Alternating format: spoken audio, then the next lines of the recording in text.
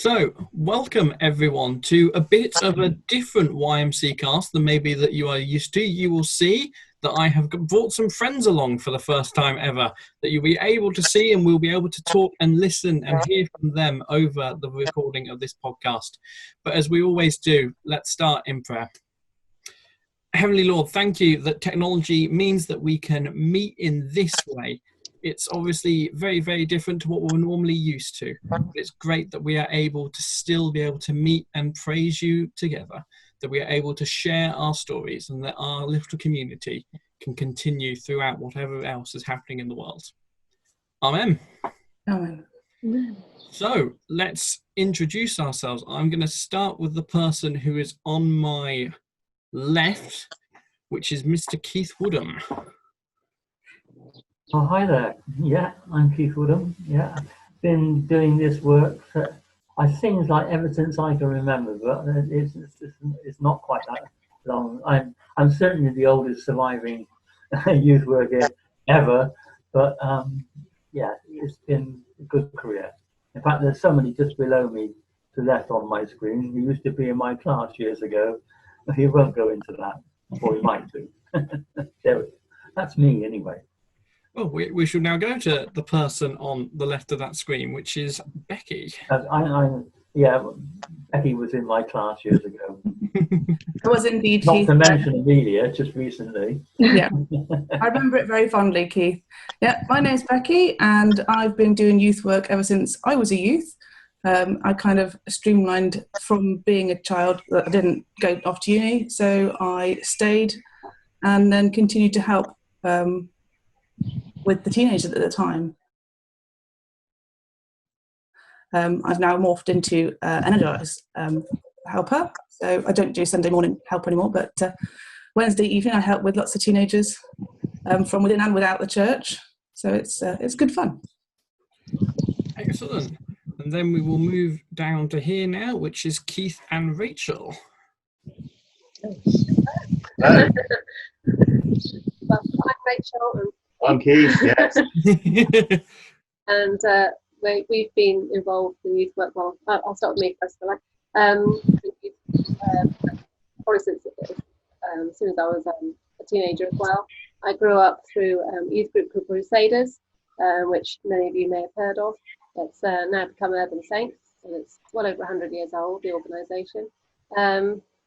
But I'm not. But the organisation.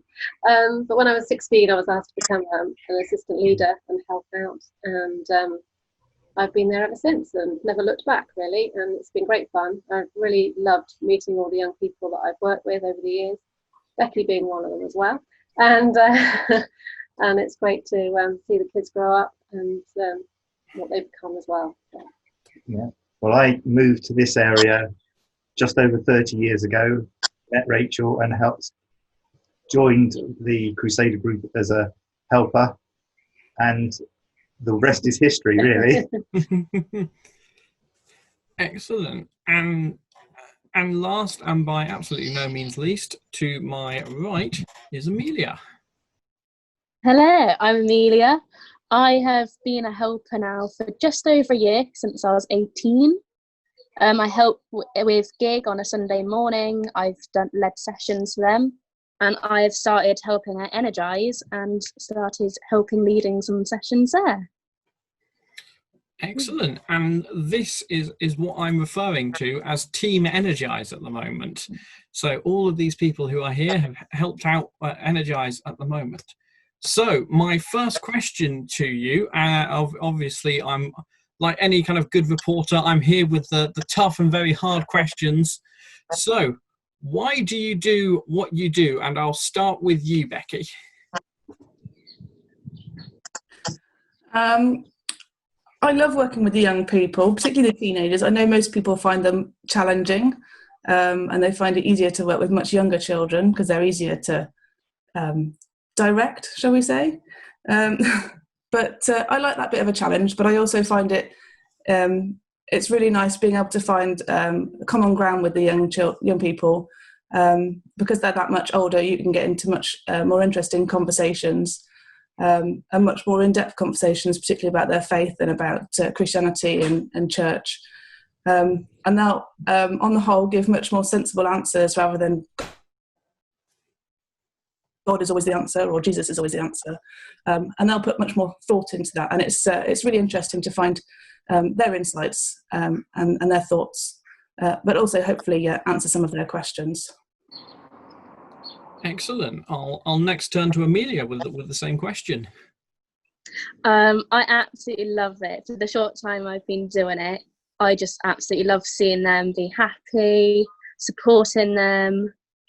And I want to help them grow as individuals and become stronger people. And I want to help them have a stronger relationship with God throughout this all. And I want the best for them all. And I think because I've known them all as a friend and now as a youth helper, I've kind of been where they are and I know the transition. And I just want to be there to support them and be there as a shoulder to cry on or laugh on, or I just want to help them. Excellent. And Keith, why do you do what you do?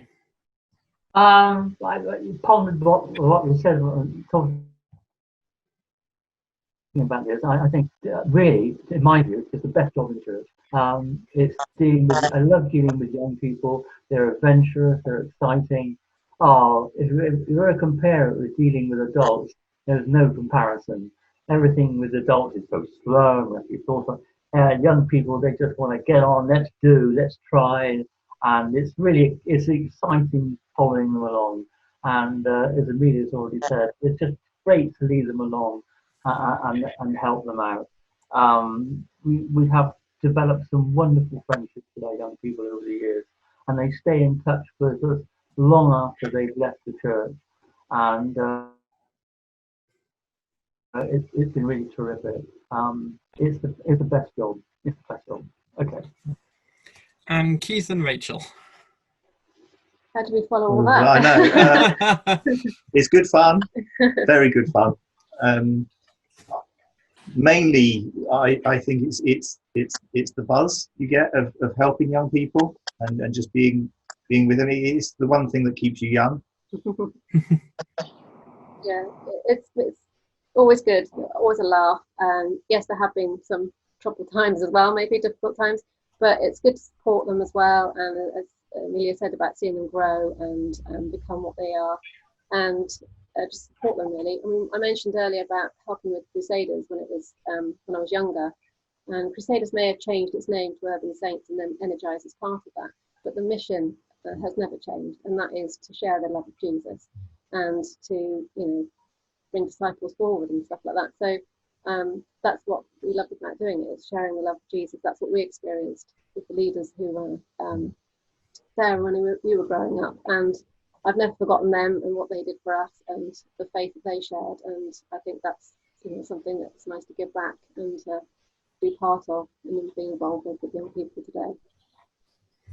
Excellent. Thank you very much. Now, this is a difficult question. So we've got a vast range of kind of experiences, some who've been doing this for a fair few years, some who are maybe a little newer to this. So this will be an interesting question, but what is your best story from working with young people so far of what you've been doing? What is your best story? And I will start with Amelia. Oh, we've done quite a lot. I think my favourite has to be Soul Survivor last year. That was my first proper year as a leader. And I remember we were just sitting in the tent and we were all just singing our hearts out. We were singing Queen. We were singing, I think, a bit of Take That. We were singing everything. And literally everyone was joining in. We were singing a cappella. I think it was when Michael started.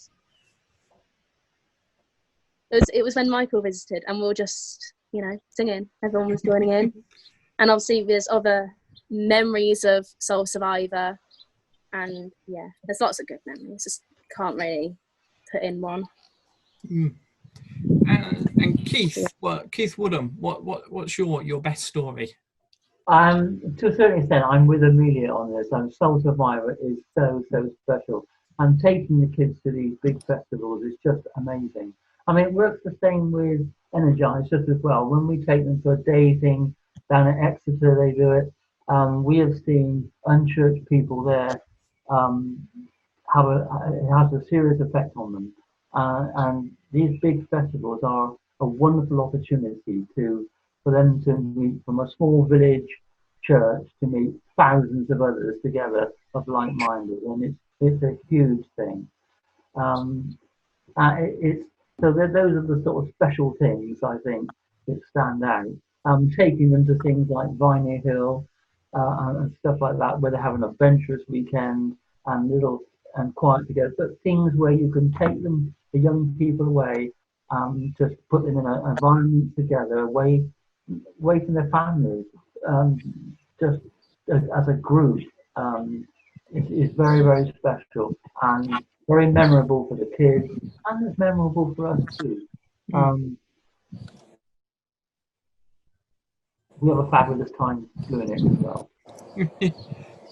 And Becky, your favourite story?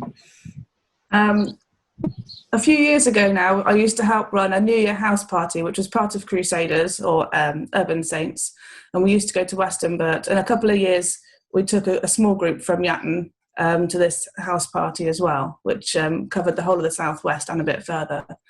And I suppose one of my lasting memories from one of those is in a small meeting. There was only about 28 or 30 kids in the whole holiday. And they were all enjoying worship in the session, and I was one of the dorm leaders. And I was at the back, just there for anybody who needed a bit of quiet time or wanted some prayer away from the lively worship. And yeah, one of our young people who wasn't really, I wouldn't say that he was one of our sensitive lads. He was one normally getting right in there and wanted to have a good laugh and was normally the centre of attention. And he just came up and just wanted to sit next to me and just have a bit of a quiet time, and we prayed together in the middle of all the hustle and bustle, and it was just really, really quite moving. And he's grown up into a wonderful young man now, and yeah, it's really lovely to see him grow. Excellent. And then to Keith and Rachel. Well, mine's more about the local group that when we play games each evening, and we do some fun games. The one that always comes to mind is because we had quite a laugh was we played big games evening, and we did a Hungry Hippos with the young people on skateboards. That was extremely fun and a great laugh, great laugh. Yeah. Oh, I've got so many. I've had to pick one really. I mean, thinking over the years of camps we've been on, like Spree we've done, and we took a group which included Becky's husband Chris as well, to a camp in Gloucestershire. We knew of somebody who was a head gardener in a house there, and we took a lovely group of people there. And that same group of people also did a concert in the Yatton Village Hall. They did money for that and everything, and did all themselves, organised themselves, did the music. It was amazing to see all their talents come out there. We've got Mad Days, which are multi-activity days with all other Crusader groups and Urban Saints groups in areas, camping bowling championships. There's just so much going on over the years, so many good memories. It's really hard to pick one really. But I will say also, even now, I think with all the things we're going through in this time, online supper club and e-gig are brilliant. And it's just great, even in a different way, a way we would have never have imagined a few years ago of doing this. What fun we can have, even though we can't actually be with each other physically. We can still see each other virtually, and it's just wonderful to still spend that time together in a new way. There's always something new we can do. Great. Excellent, thank you. And one final question for you: what's your hope for the future of youth work for Yatton? What do you kind of hope in its continuation for the next couple of years or so? What do you hope for Yatton Methodist Church and our youth work? And I will start with Keith Woodham. Oh, thank you, Michael. Well, our hopes for the future. I mean, you're our new youth leader, and we look forward to you. But our hopes is that, as always, our youth work can grow. we want to be in a growth situation. We don't want to be in a just ticking along, because that's a very easy place to slip into with churches, and we just tick along. We want to grow. We want to work out how we're going to grow. It might be not the same way as we thought it was even 2 or 3 years ago, but we've got to be prepared to be adaptive, move with the times, and reach out to a new generation of young people who are out there. Let's face it, they're crying out to hear about Jesus and know it. They're searching for something. They don't know what it is. And we've got to tell them that we've got an answer. And that not only that, we've got to be able to tell them that church is fun. It's not serious. And I think it's not heavy. It's something that can get to grips with. We seem to have lost the media. There we are. That's me. Okay, she's got. I've bored her to death, and she's gone. I'm sure that's not the case. While we try and get Amelia back, Keith and Rachel. Yeah. Okay. Well, I think yes, as Keith says, to grow, but also for those that we meet and work alongside, that they would just come to know Jesus for themselves and have that relationship and friendship with him, and grow in that faith. And even if we're just the seeds that are being sown for the future, that one day that they will come to know him for themselves, really.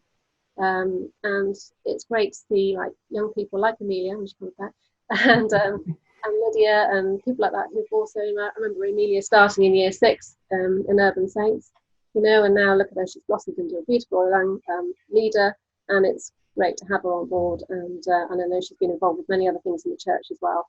And but it was just great to see that move, and we just pray that more people will come through the organisation and help lead as well in the future. When I still remember my time being in a youth group when I was there, our young people's age, and I actually left because the youth group I went to was too religious. Now it's so different, because the difference is with the games and that sort of thing. We can actually show them that actually being Christian and fun, it is good fun, and that's sort of my hope, is that we always make it fun and that they can see that it isn't boring. That's my hope. So my hope for the future of youth work here at Methodist Church is that we keep on doing what we're doing, by bringing them kids in, supporting them throughout their whole youth and beyond. I like to think that obviously we'll be in contact, or I will still be in contact with all the people that I'm working with currently, and I just want them to be lifelong friends, really, and I just want to help everyone in their life and be there for them. Excellent, and I'll give the last word to Becky. Well, what can I say? They said it all. Yeah, exactly what they've just said. It's just bring more young people into our group so that they can learn to know the love of Jesus, and hopefully encourage their friends to then come along. But more than that, just to encourage them to hopefully stay and bring their families along to the Sunday morning. And it would be great to welcome them into the family of the main body of our church, and to watch them grow and want to tell their friends about Jesus. It's just, yeah. Well, thank you very much, everyone. To Keith and Rachel, Becky and Amelia. This is part of the fun of youth work, especially in the modern age, is the occasional technological problem, but we can continue to strive and continue to try to adapt to it however that comes. So thank you very much, everyone, for being involved in this episode of YMCast.